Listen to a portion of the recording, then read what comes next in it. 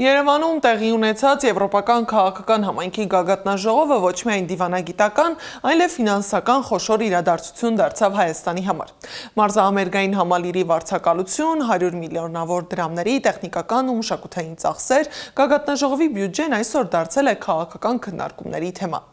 Ընդդիմությունը պնդում է, այս միջոցառումը իշխանությունը գործածում է ոչ միայն արտաքին քաղաքական նպատակներով, այլև ներքաղաքական եվրոպական ուղղությունը դարձնելով նախընտրական քարոզչության մաս։ Որքան փող է ծախսել Երևանը եվրոպացի առաջնորդներին ընդունելու համար, Սեդա Կյուրեղյանն է պարզել։ 24 միլիոնանոց զուգարաններ, 36 հազար դրամանոց համակարգիչներ, 120 միլիոնանոց բացման արարողություն։ 1,6 միլիարդ դրամ կամ 4,3 միլիոն դոլար է ծախսվել պետբյուջեից եվրոպացի առաջնորդներին ընդունելու համար։ Փորձագետները նման մեծ միջոցառման համար տրամաբանված են համարում ծախսված գումարի չափը, միայն հավելելով դա փաստացի ներդրում էր միտված Նիկոլ Փաշինյանի վերընտրմանը։ Գումարով չեմ չափում, եվրոպական այդ համայնքի գագաթնաժողովը Հայաստանում ուներ միայն մեկ նպատակ՝ Նիկոլ Փաշինյանի ընտրարշավի մաս դառնալ։